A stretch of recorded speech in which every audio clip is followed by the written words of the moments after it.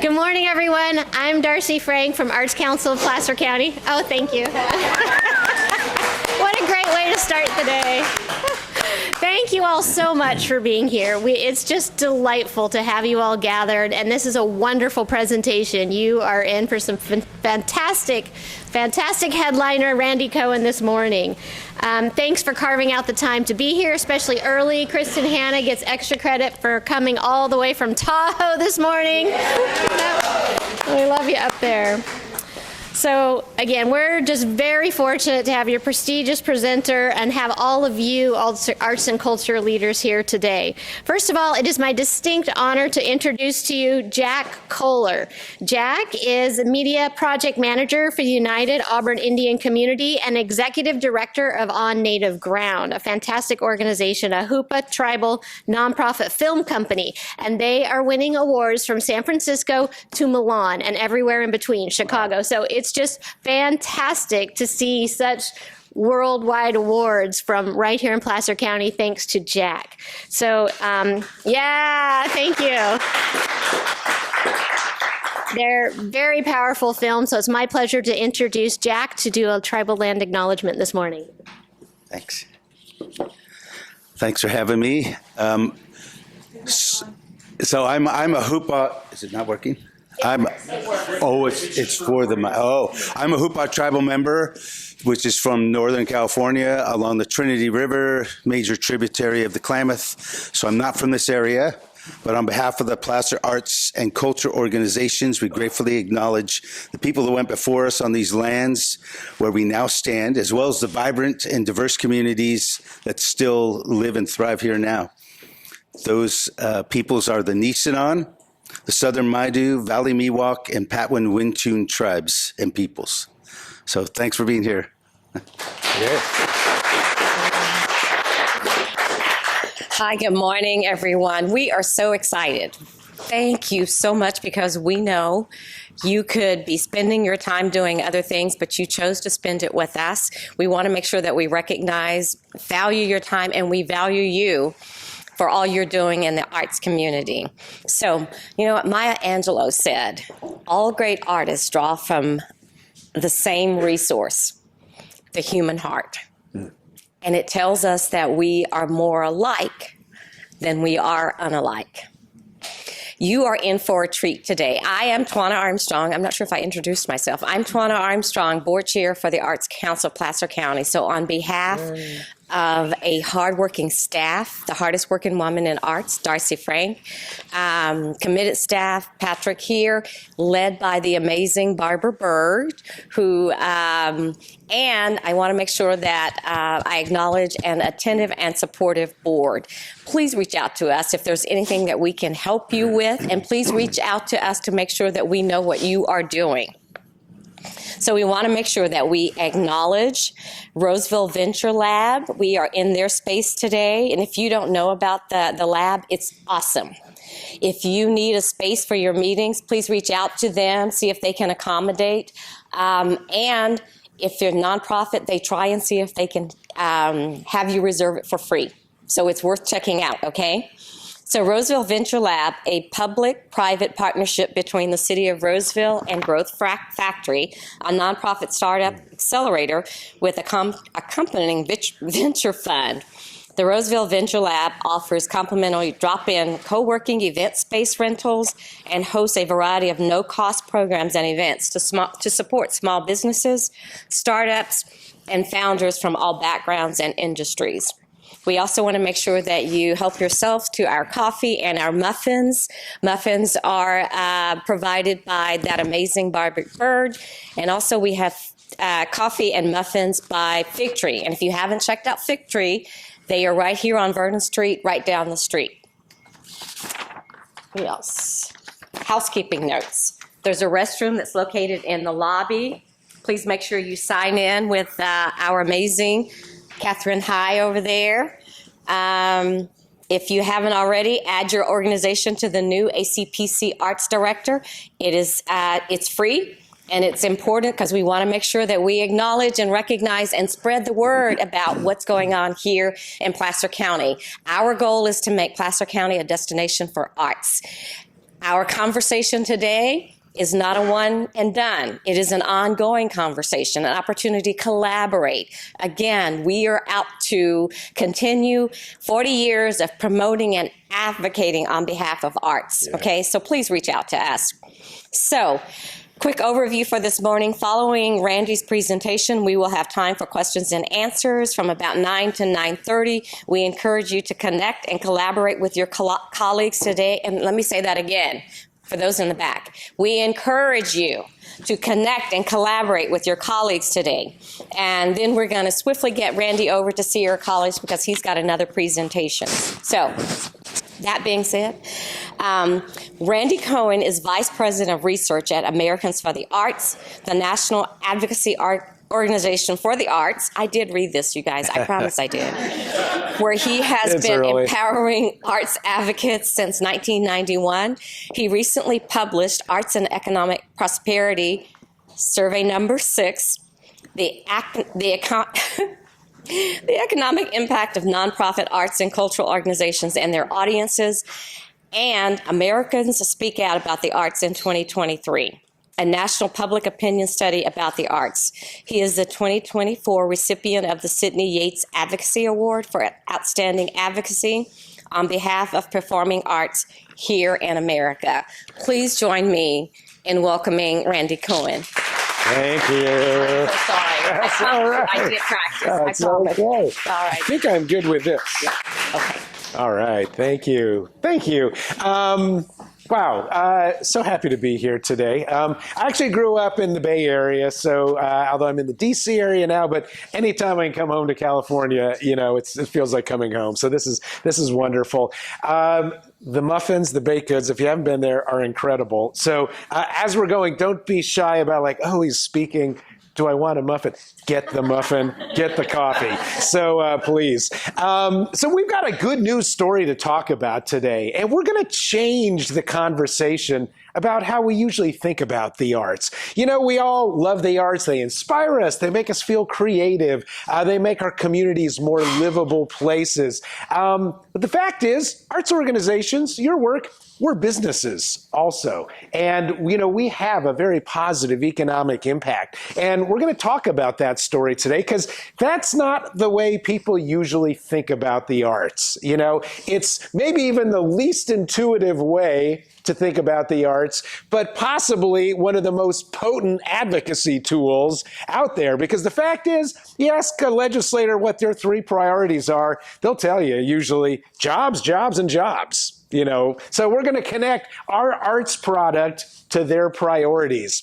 And if you believe like I do, and I know everybody here does, that everyone in our communities should have the opportunity to participate, to engage, to have the arts be part of their lives, that every child should be receiving a quality arts education, then we need a quiver full of case-making arrows. And so we're going to really focus in the beginning here on economic impact. But actually, before it's done, we're going to start to fill up our quiver a little bit with even more arrows.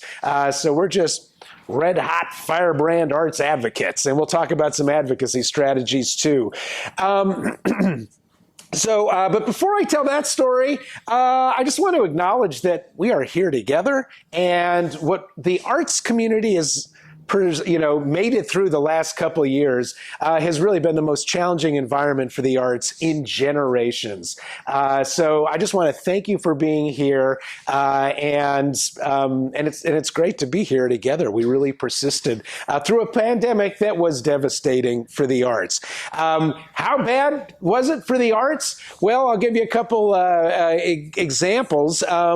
99% of arts and culture organizations had to suspend operations or cancel programs, close. A lot of them never reopened, right? You know, we probably all know some of those.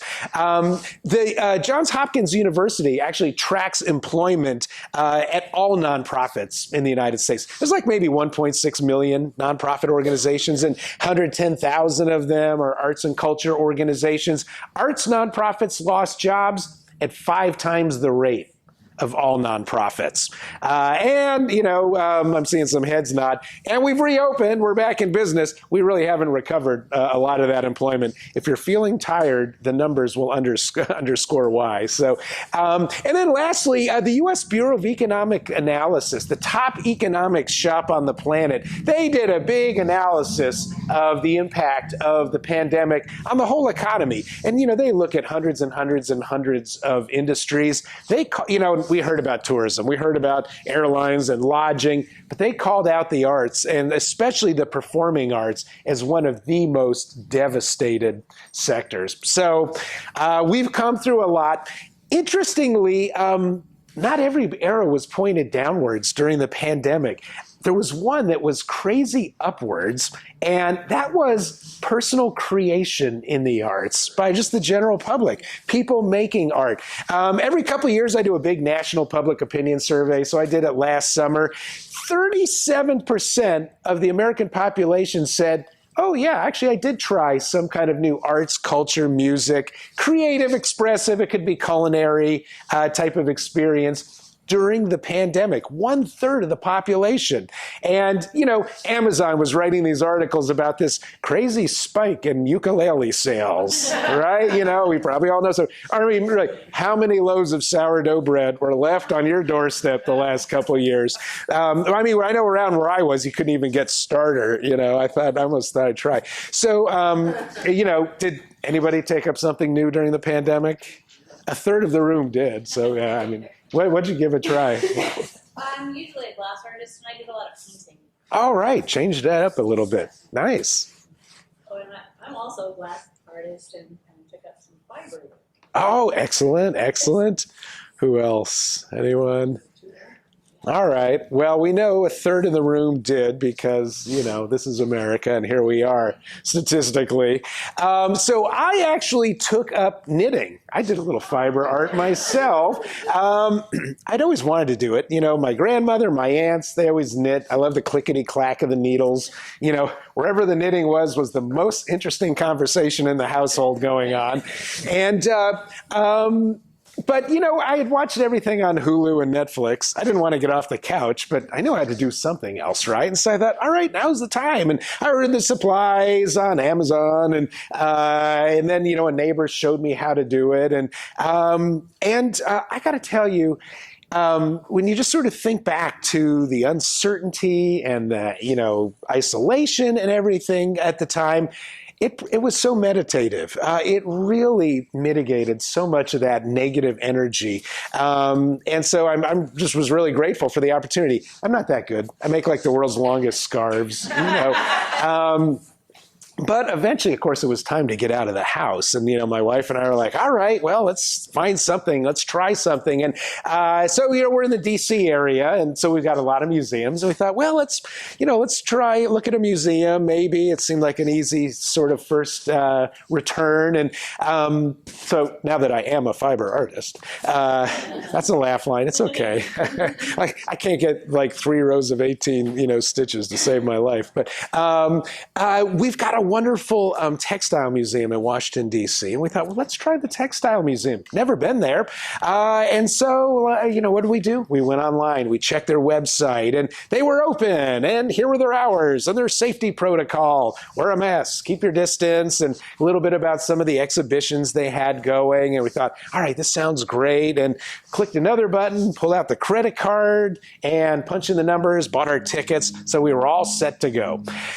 Saturday comes. And we jumped in the car, we drove downtown, parked in a parking garage, love free parking. That was $10. Got my stub from the guy. And on the way to the museum, we stopped and had lunch. Usually when we go and attend an arts or culture, event, we make it a whole experience. And so dinner and a show and all that type of thing. So there's a wonderful restaurant downtown there. It's called Founding Farmers. It's, farm to fork and everything's grown within 50 miles. And so we had a really nice lunch and Wasn't cheap. Spent $70. That's a big lunch for us. But we were out and we were taking our time. And after that, we walked about a half dozen blocks and got to the museum and beautiful modern architecture. And we got in and got our program. And I can tell you my first sensory experience going into the museum. It wasn't like the awe of a 1,000-year-old tapestry. They had that, or an amazing quilt exhibition. It was the air conditioning, because this was August in Washington, D.C., and it was like a blast furnace outside. And I got in and I'm like, oh my God, already I love this place, So, and then we spent the rest of the afternoon there. We saw the different exhibitions, heard a talk from a curator, and it was just so great, so lovely to be out and having, the experience. On the way out, spent some money in the gift shop, and so kind of hit pause there and roll back the tape, a few days. Think of all the industries that were touched related to this one, Randy finally gets out of the house, event towards the end of the pandemic. Well, it started earlier in the week when we went online and we checked the museum's website. We've got websites. Now we just take that for granted, but that means we've got computer programmers and, web designers, and there's, photography and written content on the site. So, maybe we're, paying artists, to provide web content. We bought our tickets, there online. And so now you got the finance and the e-commerce people involved. And so then, Saturday comes, we drive downtown, park in the parking garage. I can tell you that part of the city, during the week, you can't get a spot in those parking garages. They're just jammed. On the weekend, if it wasn't for those arts and culture organizations, they just would be closed, because there's nothing else going on downtown. That guy that gave me my parking ticket stub, that is a job. The companies that own and manage that parking garage, those are local businesses. And then it was off to the restaurant. $70, some of those dollars are going to the local producers of the food, that are all within 50 miles. There's a trucking delivery company every morning bringing the produce, and the waiters bring home some personal income, the owner of the restaurant, some entrepreneurial income. So all of that economic activity. And then it was the hot desert walk, through the city to get to finally we get to the museum, And you ever notice whenever you go to an arts event, you're always getting paper, it's a program. We got all kinds of stuff for you to take home over there. Those programs, there's a graphic artist that's doing the design work for those programs. Printers make bank off of the arts, because we're always printing thousands of units, and it's glossy coated paper and it's color, and really just add up our printing bills and go to the local Rotary Club. It's like, who are the printers? And there's always a couple sitting there in the back. It's like, well, this is our collective printing budget. Trust me, you'll have their attention right away. Again, though, most people don't really think about the arts that way, as all these expenditures. I can't imagine for even what is the utility bill for that museum? I mean, our big performing arts centers, to keep those places cool in the summer and warm in the winter. So, doing all of that economic activity. Most people don't think about the arts as an industry, if at all, until, they see the performers on the stage. And it's like, oh, I bet, those, performers and designers are getting paid something, but the fact is, arts organizations employ so many more industries, right? Because we've got accountants and auditors, and we've got plumbers and electricians and security staff, and we got marketing people and box office people. So we employ a range of industries across the community. And so that's looking at all of that economic activity, the spending by the organizations, the event-related spending by arts audiences, which is the value add aspect of this. That's what we're talking about with this whole arts and economic prosperity study, an economic and social impact study of nonprofit arts and culture organizations. So that's what we're going to talk about. Does that make sense? We good? All right. So what do we do? Well, Arts and Economic Prosperity, it's a national study with 373 study regions, including Placer County. Everybody catch that technical effect? That was all me. Thank you. And we were in all 50 states plus Puerto Rico. We studied communities as small as 4,000 people, as large as 4 million people. If the arts are happening in a community, even a small rural community, economic impact is happening there as well. All right, a little bit about what we did real quick. We focus on nonprofit arts and culture organizations. And he's like, oh, he's doing the DC thing with his fingers, right? What's he hiding? Well, so it's not hiding, but it's a little more expansive. So yes, our nonprofit organizations, but also, we would include maybe as a municipally owned arts center or a state-owned museum. They would be part of that nonprofit arts community. And sometimes in neighborhoods or underserved communities, it might be the library that's providing, an arts program. So we would count the program, not the whole library budget. Or, it might be a social service or a faith-based organization even. A lot of churches have, music series and all that. So we include all of that. What we don't include is Hollywood motion pictures, the commercial art galleries, the university drama department, architecture firms, all an important, huge part of our cultural ecology, but not part of this study. And why is that? Because when government and private sector funds the arts, that's where those dollars are typically going. And it's an appropriate question to ask. What's the public's ROI on that? What's the benefit we're getting, as a taxpayer? Cultural benefits, sure, everyone will stipulate that. But what else? Because our decision makers, they're charged with growing the economy, increasing jobs, unifying, connecting communities with, shrinking resources and challenging budgets. And so, we're going to talk about all the ways, that arts investment, ticks all those boxes. All right, so it's nonprofit, it's conservative. So working with the Arts Council, they did a great job gathering 827 audience surveys. We'll talk about that. But the organizational surveys, the data I'm going to talk about is based on 34 responding organizations, and thank you to all that responded. That was a little over a quarter of the organizations surveyed. We only use data from the organizations that provide it. We do not make estimates for non-respondents. So every dollar we talk about today we can put our hands on, and so very conservative.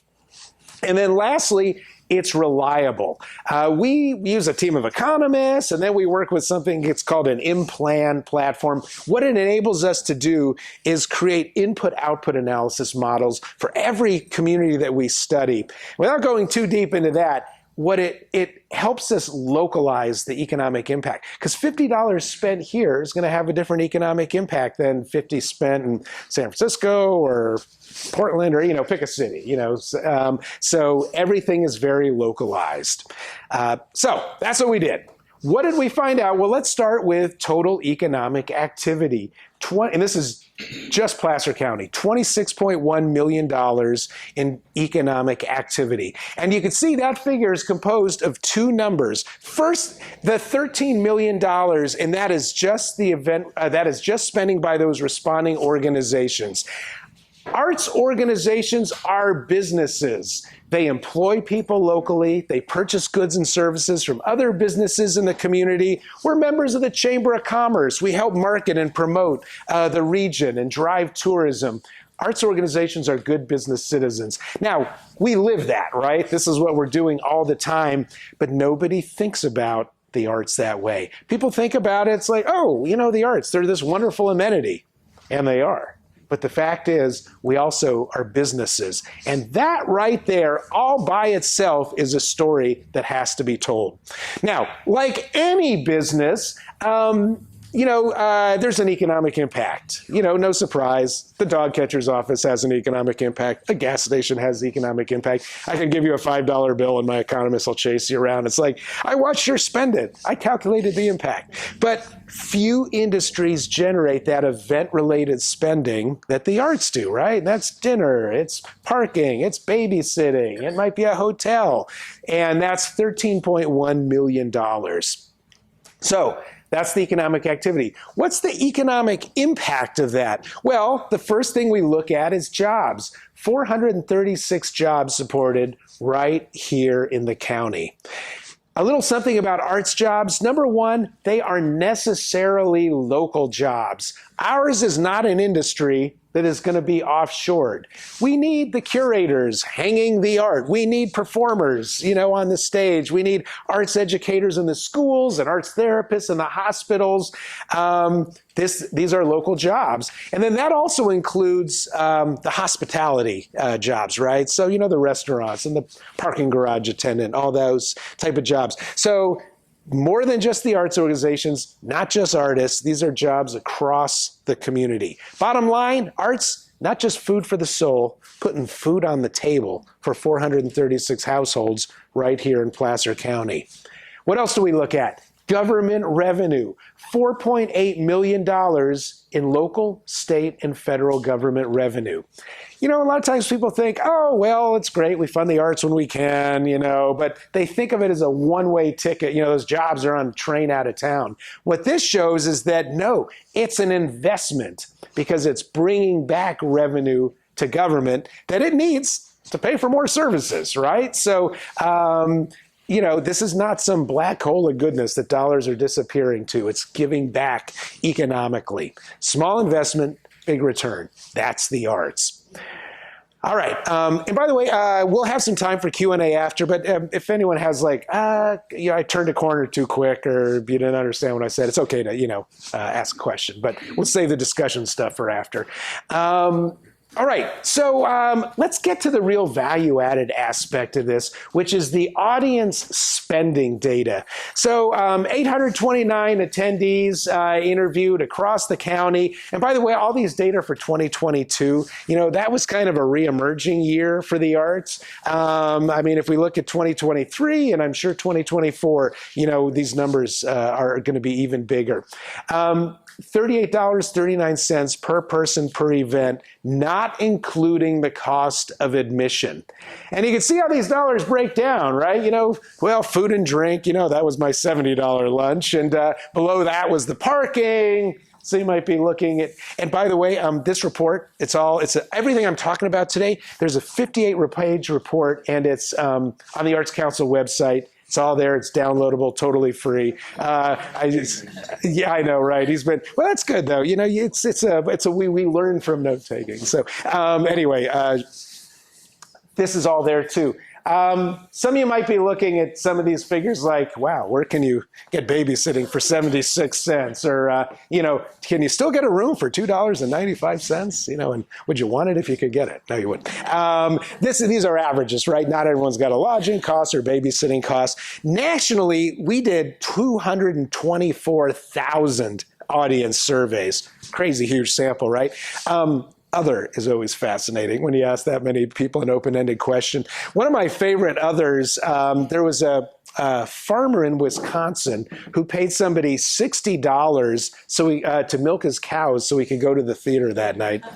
Isn't that great? People are doing what it takes to get to the arts, Of course, I'll have to add dairy to the survey, I guess, next time. But so in addition to how much did you spend, we also asked folks for their zip code, because we want to find out, do you live in Placer County? Are you local? Are you from outside the county? 26% of attendees came from outside the county. And if they spend differently, of course they do. And $53.28 per person per event. And that's, more on food, more on transportation. That's where you usually see the lodging dollars. We asked those non-local attendees one more question, which was, why are you here? You're here on business, you're here visiting friends and family. Two common reasons people travel, right? 77% of those attendees said, we came specifically for this arts event. So now you can really see the pulling power of the arts. And then we asked the folks who do live in the county, kind of a parallel question, which was, well, if this arts event wasn't taking place, would you have stayed home, done something else? We gave people a bunch of options. 62%, more than half, said, oh, we traveled to a different community to attend a similar kind of arts event. So when we invest in the arts, we're investing in an industry that's drawing people into the community, and they're spending money. Just those 34 organizations, If you add up their total attendance, 341,000 attendees. If you are a local business, you love this vibrant arts community, right? It's putting heads in beds and cheeks in seats and derrieres and cafe chairs, right? So we are good for local businesses. Not only is it drawing people to the community, then that sun's following you. You're like reflecting back to me everywhere I go. So, I don't know if you want to sit next to him because, anyway, like the sun attractor there. So the arts not only drawing people to our community, but keeping our neighbors and their hard-won discretionary dollars right here in town, right? Because if, people want to have that arts experience, they're going to go to where they can have it. And that's where that's where that, $38.39 is going to be spent. So really powerful economic development story there. So when you talk to your tourism people, your economic development people, they want to see, wow, how is our arts investment benefiting local businesses? But also, how is it pulling people into the community? That's just the truest, really, form of economic development. So it's really a great asset there. Okay, so that's the audience spending piece, which is a really important part. It's Thursday, and we might be thinking about what we're going to do this weekend, and there's a couple options, and what's going to give us the most delight and pleasure. Probably which is going to have the best economic impact is not part of the decision-making tree, right? Most of us, all of us, didn't get into this business because it's like good for the economy. That's just a wonderful, outgrowth. We asked some social impact questions, and these numbers were so strong, higher than the national averages. If you look at these, all like in sort of the 90% range. But attendees attending the arts and culture events here in Placer County, this arts and culture event is a source of pride and community identity for my community. I feel a sense of loss if this arts event were no longer, it wasn't available. And I think the bottom one is so interesting, 88%. It's important to me that this event and this opportunity, that this venue be available for future generations. What that tells me is that arts and culture, it's not like a one-time transactional experience, but rather it's part of our history, our heritage, our culture. It's part of where we've been and where we are and where we're going as an individual, as a community. And so we see these high percentages with both the local attendees and the non-local attendees. So I think the arts, people feel the arts deeply here, so it's not just an entertainment thing, I guess, is really that message. One of the things we also look at in this study is volunteerism, and I love the volunteer data. The volunteer army is just what helps keep our industry going, making arts and culture available to the community. And so just those 34 organizations, 1,743 volunteers that contributed 89,000 hours in 2022. And you can actually put a dollar value on that because we're commodifying everything today, right? So the independent sector, which is a national organization that studies, volunteerism and nonprofits, in California, they put the value of the average volunteer hour at $37.32. So you do the math, that's actually $3.3 million of value added to the arts. Now, that's not part of the 26.1 million, right? Because there's not really any dollars changing hands here. But, that's the value. And you all can take that number and estimate, wow, here's what our own, volunteer impact is. And it's a really impressive story. It's people supporting the arts, with their time and their energy and their resources. So I'm in Washington, D.C., which, as many of you know, is the land of national organizations. There's so many national organizations in Washington, D.C., there's actually a national organization for the national organizations. But you can make this work for you because the nation's mayors, for example, they all belong to the U.S. Conference of Mayors. Right here, or National Association of Counties. That's where our county supervisors or county administrators go to. If you're a city manager, you're over there at ICMA, International City County Managers Association. The business community, they go to the conference board. Tourism people, Destinations International. When you download the report, and you flip to the back cover, you're going to see these organizations listed as national partners in your study. And why do they do that? Because one, they too believe arts, culture, fundamental component of a healthy community. Two, they buy into the methodology and they buy into the results. Trust me, if they thought this thing was going to stink down the road, they're not going to get anywhere near it. So you can feel really confident going and talking to your elected, your business, your community leaders about the value of the arts and these economic and social impact data. After one of the economic impact studies a few years back, the local arts agency director down in Long Beach met with her city manager, and she was like bringing this economic impact data and how it was driving tourism to get a bigger part of the hotel tax dollars, right? It's like, look, we're putting heads in beds, we're increasing, the occupancy rates. We need to use some of those dollars to invest in the product. Right? We can't forget about investing in the product.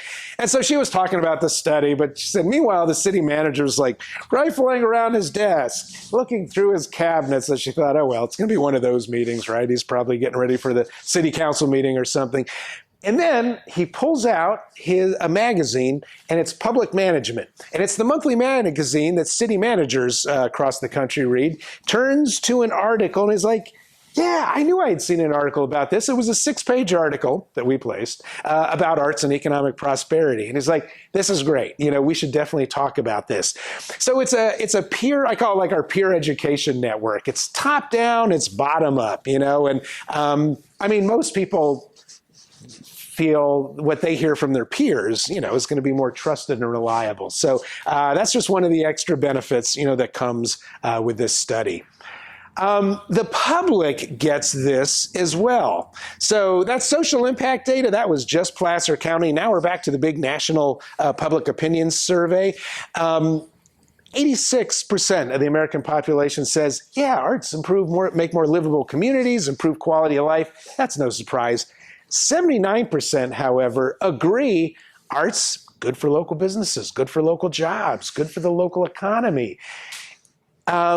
So they get it as well. But this is one of these things, though, where we kind of have to remind people about the last time they went to an arts event and how they spent $38.39, because we all sort of forget about that. It's like, oh, yeah, man, we had great, performance of the Nutcracker. And then, there's this great summer concert. And, they think about that. But it's not until we remind them, like, yeah, you know what? Don't remember the audience spending. It's like, oh, yeah, we make a whole thing out of it. So the population, the general public gets this as well. Here's an interesting thing about both of those numbers, by the way. Both higher than the percentage of the American population that actually attends the arts.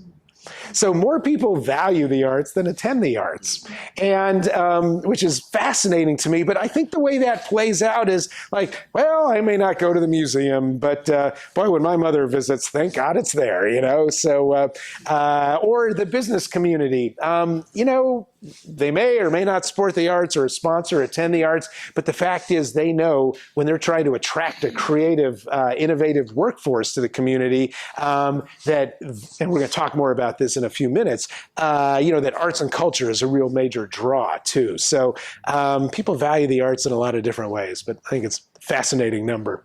All right, so if you go to page 26 of your Arts and Economic Prosperity Report, you will find the AEP6 calculator for Placer County. And this will enable you to estimate your organization's economic impact.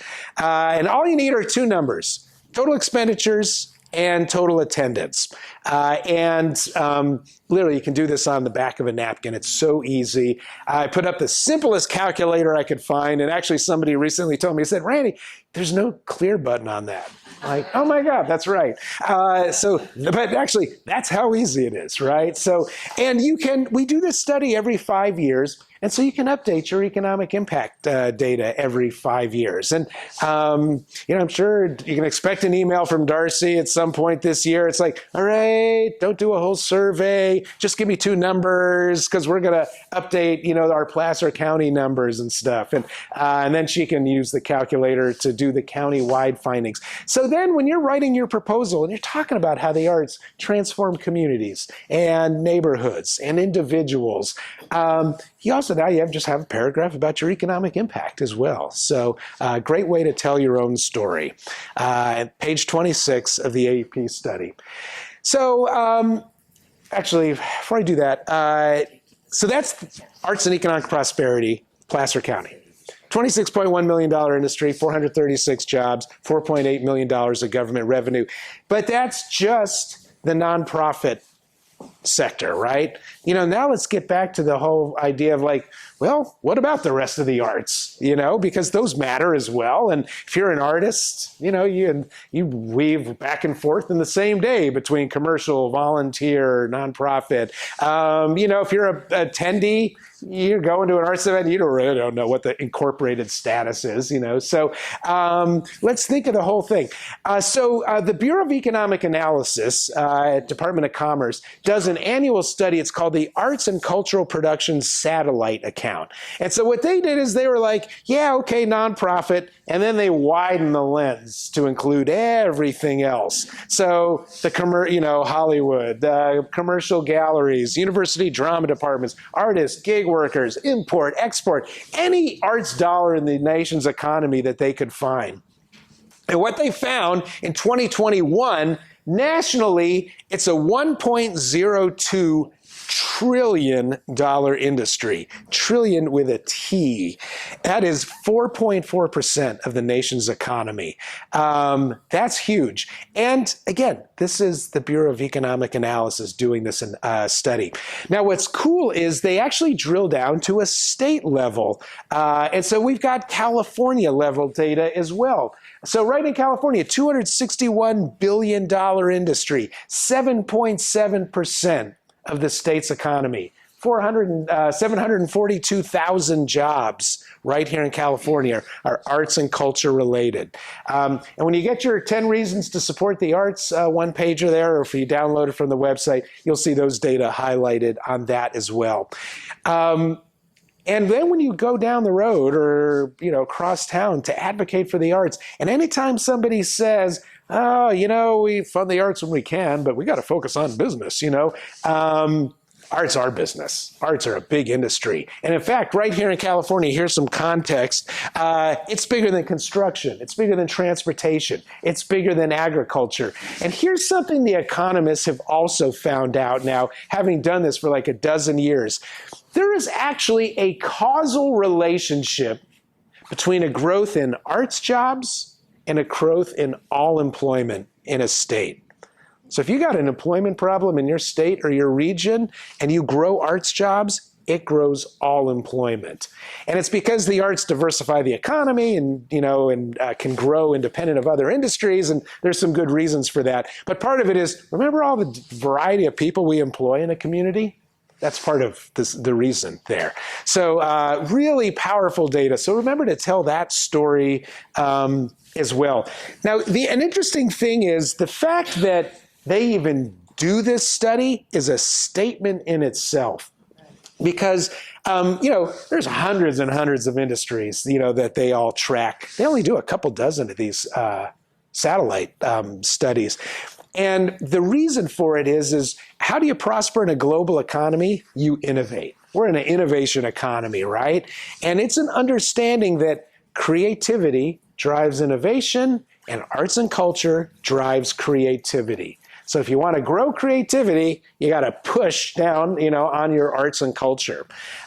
So it's really powerful, powerful research. And it's a great additional piece to have in the arsenal. they're not the only ones who say that. Well, actually, here's an interesting one about how creativity is changing the workforce. So now back to my big national public opinion study, largest public opinion study of its kind ever conducted. 55% of employed workers, we only let people who are employed answer this question, say, yeah, creativity is part of my job somehow. 60% say the more creative I am in the workplace, the more successful I am in the workplace. I always wish, like, oh, what would this have looked like 50 years ago? You know, I mean, because, you know, we're just in this innovation economy now versus like an industrial economy. So the workers experience it. Business leaders see this happening as well. So there's a really great research study. It's called Ready to Innovate. It's by the Conference Board. The Conference Board, as I mentioned, that's the national organization for big business. If you're a Fortune 1000 CEO, that's where you go to read business scholarly information, you know, about employment and businesses and everything. The Conference Board's own research shows creativity is now among the top 5 applied skills business leaders are looking for. And it's even leapfrog the 3 R's. You know, as researchers, as we talk about it, you know, of course you have to be able to read, write, and do math. But if you could take some creativity and apply it to your scientific, your engineering, your coding, your agriculture knowledge, those are the innovation jobs we're all trying to attract to our community, right? And those businesses. So in this study, and you can just Google it, Ready to Innovate, 72% of business leaders say creativity is of high importance in hiring. 85% of those folks say struggling to find the people we're looking for. And so the researchers followed up. All right, well, there's no typing test for creativity, right? You know, how do you know if you got a creative person across the table? The biggest indicators of creativity, and there were 2 way at the top: starting your own business, entrepreneurial activity, and study of the arts, especially while in college. And they write in their conclusion of the report, it's clear that the arts, music, drawing, drama, dance, literature, media, provide skills sought by employers of the 3rd millennium. Really powerful findings. And this is kind of what this starts to look like. We used to have a board member who was a banker, and he was chair of our board. At the same time he was chair of our board of directors, he was chair of the American Banking Association. So, I mean, big time banker, right? And he would always say, you know, I always ask people in my interviews across the table about their levels of arts involvement, because for him, it was a proxy for creativity. Although then he'd always say, except for my bank tellers, I don't want creative bank tellers. But, you know, so really powerful findings about how, you know, the importance of the arts to business leaders, because their big issue is how do we attract workers to our communities? And I travel to a lot of cities, and I have heard this statement a handful of times. Our number 1 export is highly educated young people. I mean, devastating, right? And so, you know, they understand, like, this is going to kill our community. And, you know, the business leaders, the government leaders, they got together and, you know, they asked these workers, you know, who literally are about to jump on the plane out of town the day after graduation, we loved you, we raised you, we educated you, and now you're leaving us. What would keep you here? And the answers internationally now are always the same. You want me to be a creative and innovative person in the workplace. I'm a creative and innovative person. I want arts and culture in my life. I want, you know, performing and visual arts opportunities, and I want festivals and maker spaces. You know, I want arts education for my kids. So these are some of the other economic benefits, and these are the ones really that business leaders pay most attention to, you know, is workforce attraction and retention. So, and of course, this makes a really important case for arts education. And I just think this is one of the most important things we could do these days. Boy, when I grew up, California education was like amazing. But even then, I was just one of those kids that, you know, whatever was going on outside was the most interesting thing that day. Not a great student, you know, late bloomer. But it was my arts classes, the theater classes that just kept me interested in coming back and really just kept me engaged. And that's the case for so many students. Arts education isn't really about only about like creating the next generations of artists and performers. I mean, that'll happen. It's really about how do we just create more well-rounded young people who are engaged in the community? And the research shows that they do that as well. There was a UCLA researcher who looked, it was one of the great arts education researchers, and he looked at longitudinal data on 25,000 students at 1,000 schools from across the country. So huge nationally data set, right? And what he did is he divided those 25,000 students into 4 quartiles based on their level of arts involvement. So, you know, up here at the top, practices violin 3 hours a day or something. And then down there at the bottom, maybe I got to the museum a couple times last year and compared academic performance. And what he found is the arts-involved students, better grades, better test scores, lower dropout rates. Now, because you're all good consumers of research, you're probably thinking the same thing he was thinking. Well, yeah, but, you know, might those arts-involved students be from more affluent or better educated families, right? And so he went back to his base of 25,000 students to test for that. And he looked at just the lowest socioeconomic quartile. So students attending Title I schools, living in low-income communities. And he did the same analysis and found not only did the results hold, there was an even greater disparity between the arts involved and the non-arts involved students. So education researchers after that were like, well, maybe the arts help level the playing field, or students who got a late start to catch up. So actually, put that study right here and then go over to this one. Because every decade or so, the US Department of Education does a big national temperature check on the provision of arts education nationally. And what they find is like, you know, I mean, it's been kind of steady over the decades. You know, it's some places are up, some places are down, but in the national picture, steady.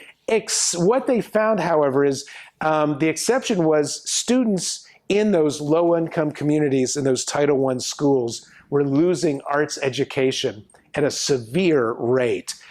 What that meant is the students who stand to gain the most benefit were the ones losing it the fastest. And the Secretary of Education called this a civil rights issue because the data are so clear, so powerful, that students with an education in the arts are performing better educationally, which is just launching them on a different trajectory.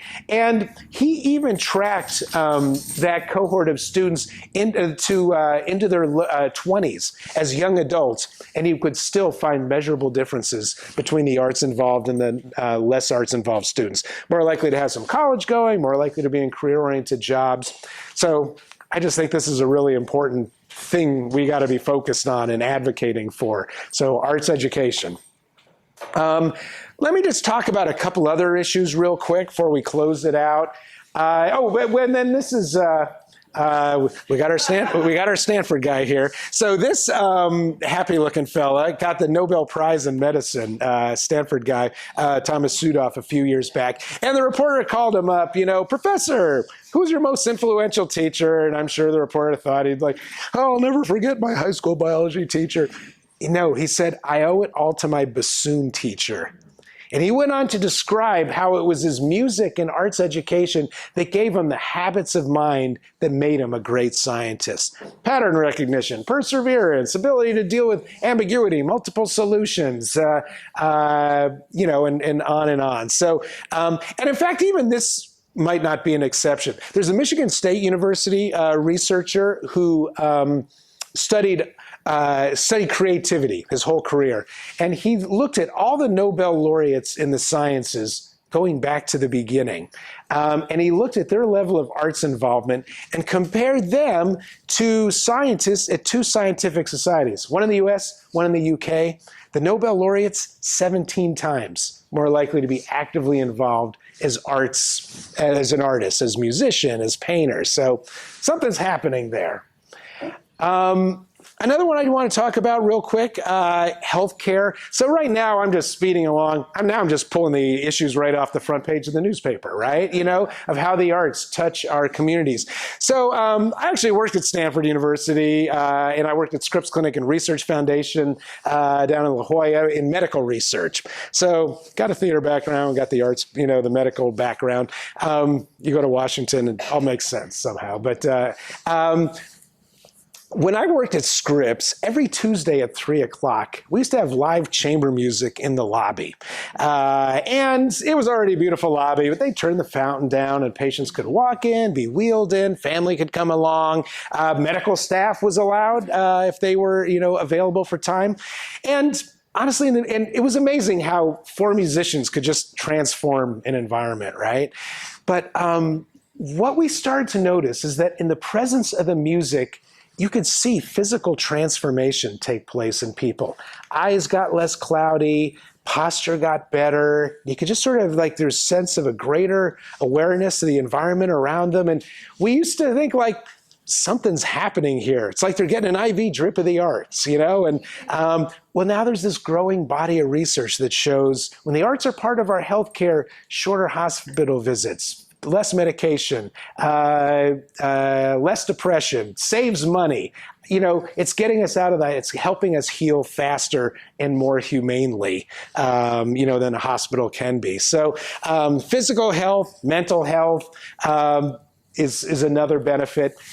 And I love the arts and healthcare stuff, and I've been focusing and researching on it for decades, but it's not new either. The god Apollo was the god of both music and healing. Talk about a big portfolio. That guy had it, right? So we're really just rediscovering so much of what we've done and known before. Unifying, connecting our communities, that's another big priority. Back to my public opinion study, 72% of the American public says the arts create opportunities for shared experiences with people of different race, ethnicity, age, faith. Similar percentage. When dealing with important community conversations, the arts create a safe space for those conversations. 63% of the population, the arts help me understand other cultures in my community, right? That's something we got to pull folks back together on. So let me start to wrap up here with this picture from Paris in 1913. Bad news at the Louvre. The Mona Lisa got stolen. Took them 2 years to get it back, and that's where it had been hanging. But in the 2 years that it was missing, more people went to see where the painting had been hanging. Yeah, you know where this is going. That saw the painting itself in the previous 14 years. It's so easy to take arts and culture for granted, to assume our artists, our organizations will always be there, presenting their products and, building stronger, healthier communities. We've got a job to do as advocates, as champions of the arts. So I've given you, we've talked a lot of rays about the arts, improve our communities. But so how do I advocate? Well, I break it down to 3 simple questions. You can read a giant book and go to a library if you want, but what's the message? Who gets the message? Who delivers the message? So question 1, what's the message? And we've talked about a bunch of messages today, right? Arts are an industry and jobs and economic development, tourism, and it helps improve education and workforce and healthcare. And that 10 reasons to support the arts, it's over there, it's online. That's just, chock full of messages. Those are the arrows in our quiver, right? Who gets the message? And that's where we have to do a little bit of our research, right? Who are those decision makers in our environment? Who are the people on the legislative panel or the trustees or the funders? Whose brains do we have to bend? And what do they care about? And find that out and go in and lead with that. If I were some extraterrestrial from outer space dropped in to advocate for the arts, take me to your leader. Oh yeah, and give me one talking point. I'd probably make it an economic talking point. But the fact is, this might be the education legislator, and this person cares most about mental health. So we got to be able to and be ready to talk about all of it. Third question, and I think some days this is the most important one: who delivers the message? They usually have me up on the Hill once or twice a year to do briefings to members of Congress and their staff. by now they see me coming a mile away, right? Guys cover up their wallets, ladies lock their purse in the drawer. I mean, they know what I'm there for. But if I can bring a business leader, an artist, a hospital CEO, a military person, totally changes the conversation and the impact of the arts in our communities.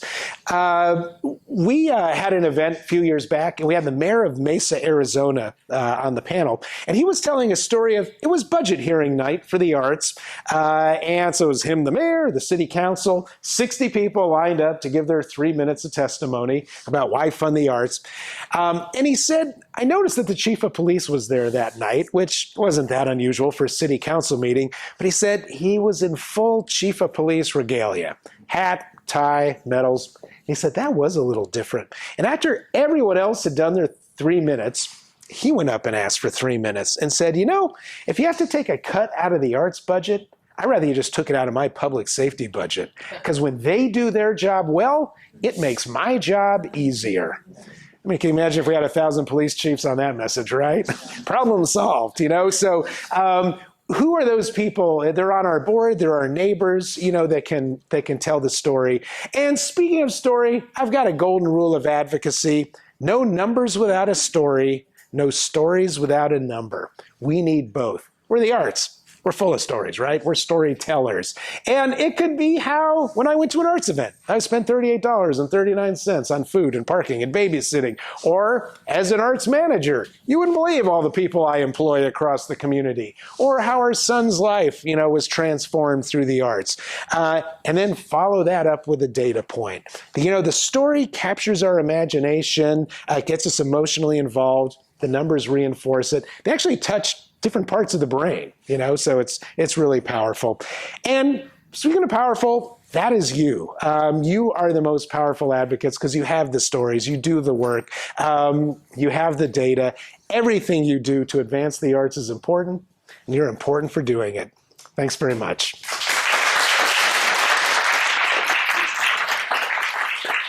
Thank you. Thanks. So we have time for question and answers, or just questions. I challenge that. That's okay. Yeah, please.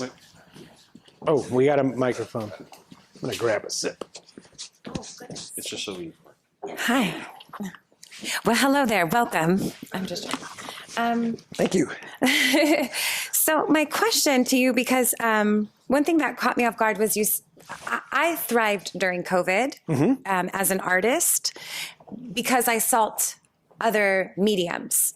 So the way we define creativity right now, when you say we're picking up hobbies such as, sewing, but I'm not saying 13-year-olds pick up, what is it? Macrame? Macrochet. Thank you. Crochet? Crochet.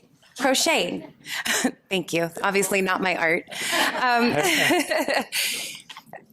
Now, are you looking at things like, I'm seeing youth wanted to build T-shirt companies. They're gamers. Like, are we including gaming and that in our creative economy? So kind of a couple questions wrapped up in there about people's involvement during the pandemic and what was included in the studies. So number one, in youth, that public opinion study, that's just of adults. And make no mistake, some folks thrived, during the pandemic. Our streaming services, but if you look at the macro, I'm just sort of describing the macro just took a hit.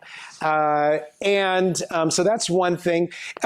Gaming design and such, if we go back to, that's not part of the nonprofit study, unless it's a nonprofit organization, but that is a huge multi-billion-dollar industry.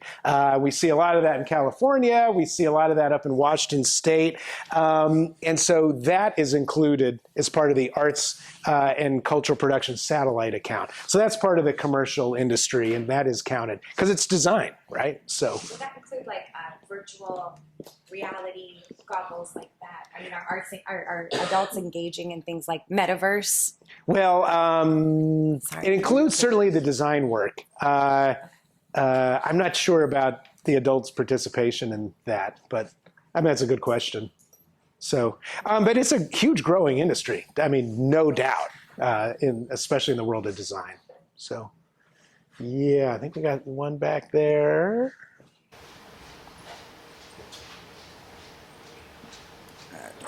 I hate to sound terrible, but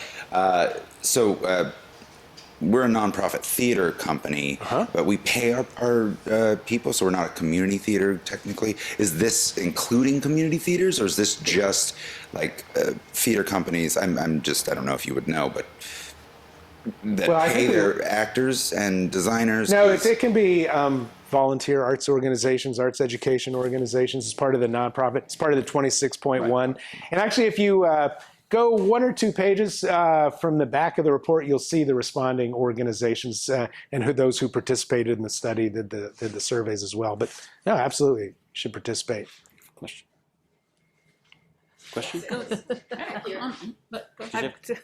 have 2 really boring questions. So in your report, does the value of California volunteer hours, is there a citation for where that came from? Yes, that is, and it is in the report. That is from, just so you know, though, it's from the independent sector. And that's is the organization's name. It's a national organization that studies nonprofits and volunteerism.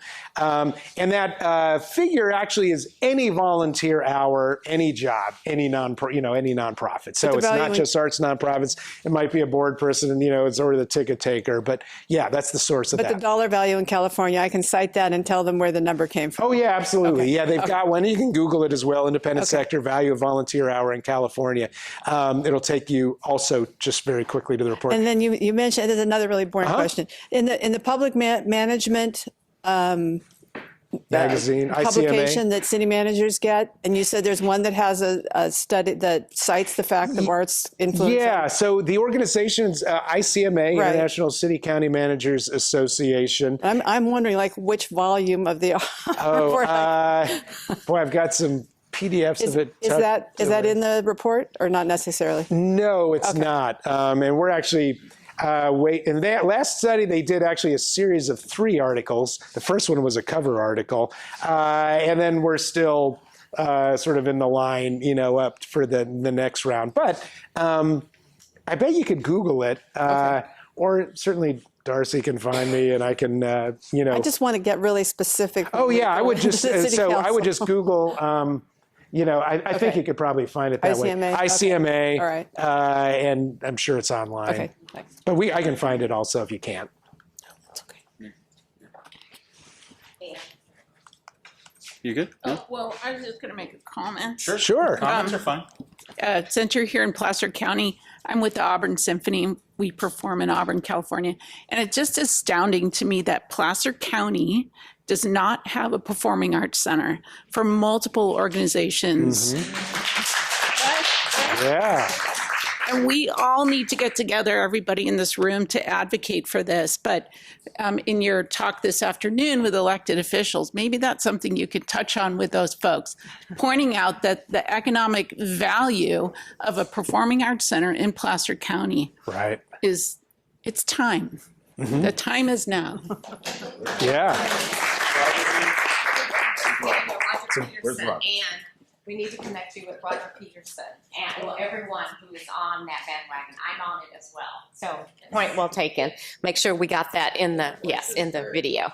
Yeah. It's an investment. Yes. It's not a frill. Hi there. So I'm in public education. I've been working at a California community college for a quarter of a century. And we recently, the AB 928 came out, which essentially guts all visual and visual arts from the transfer degree pattern for UC and CSU because it's perceived as unessential. If it's in your head, it's okay, but if you're physically making or doing or performing, it's not deemed in the same way valued, right? So I guess, and then on that, how do we do a better job closing the gap between those who are very supportive of STEM, but not STEAM? It seems like we've been having a difficult time for years making that argument to policymakers that you can't have the innovation without the skill sets that the arts provide. And I've been talking for years about the parallels between the scientific method and the artistic method and how there is no difference. So how do we collectively do a better job at communicating that to the policymakers, and what is being done on that? Yeah. I see, yeah, it's a great question. A number of states where they've pulled, all the high school arts classes, out of like calculating GPAs for college admissions or lower the requirements, which runs antithetical to what the business community certainly was telling us, right? A couple things. You've got actually a couple of good state advocacy organizations, here, one in California, one for arts education. Californians, forgot, for the arts. I would look at your state advocacy organizations as well, because it's about mobilizing and having a big voice. But it's also right here locally, taking this study and the data and getting on the Rotary Club lunch agenda, and make sure you join and are part of the Chamber of Commerce. And you're a member of Rotary, because we're local businesses and we have to do what local businesses do. But that gives us entree to get up there and tell that story. And, this is what you all said was important. And you said this to the conference board, the business scholars writing for business leaders, and state policies running 180 the opposite. How do we feel about that? They're working against you, people. So let's get on board. Because it's that third question, right? Who delivers the message? So how do we get the business community behind it, for one set of voices? I mean, it's a huge uphill thing. Obviously, it's a huge undertaking. But, those are a couple strategies. And I agree with you, it's a huge problem. It's wrong. And the research totally says it's wrong. I'll say this, there's a kind of a double-edged thing. We probably also see this with our arts or with our business community. They're like, oh my gosh, this is the most important thing. We want these creative workers. What? Our budget's like $100 million over? Well, cut the arts. We got to balance the budget. So it's like, no, wait, folks, can't have that both ways. So those are a lot of the challenges I see. I'm going to have to stop that here, because we've got to get you over one to really long. in about 45 minutes. Barbara, we just have Just one more. one We just have one. Sure. And it's just to ask basically what he asked. You're in Washington, so what is the actual, because you're saying these people can go in front of city council people, city management, and be like, hey, we need money. But what is the importance of the voters versus the people that are because city councils they're voted in, but their budgets aren't voted on. How does that? If the voter is the constituents, hugely important. When we're in Washington D.C.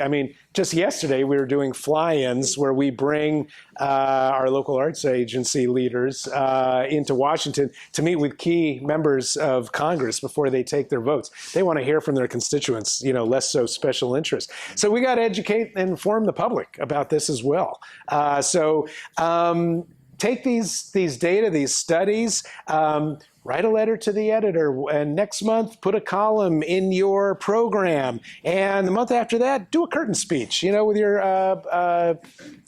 get other people in the community to schedule that meeting and build the habit of advocacy. Everybody could be an advocate, but we have to be relentless advocates and use the data again and again and again. The economic impact data, it's not a one and done thing. None of these are one and done.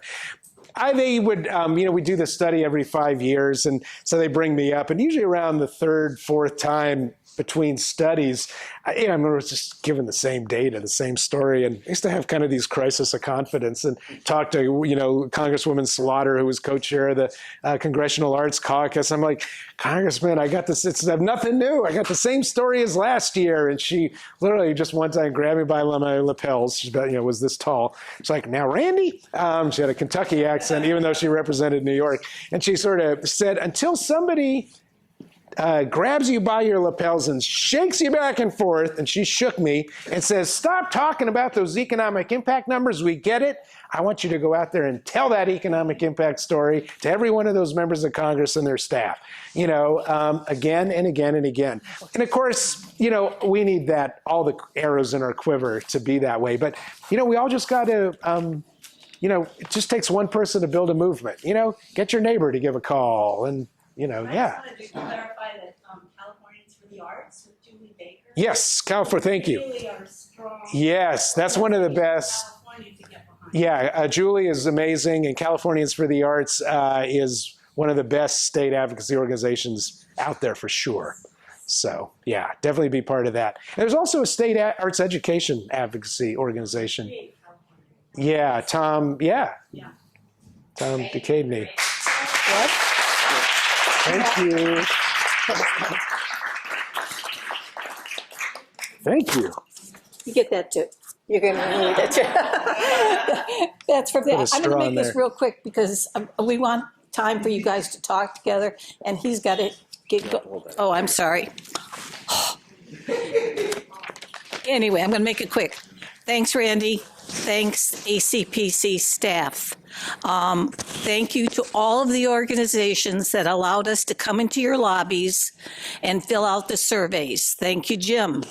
That's how this happened. We did 2 surveys in the last 2 years. One is the Placer County Cultural Mapping Study and the AEP6, and the data is amazing. Real quick, outreach table. Grab some things, because there's a lot of events going on. The 10 points for the arts advocacy is over there, and you can take it with you. Take away one thing from this event today. About 9 years ago, the first one I went to with Randy was down at the B Street Theater. This is my 3rd one. What I took away then when I was with the Art Council of Placer, with the Art League of Lincoln, was the Forbes magazine article, which is what Randy talked about business, the tech business.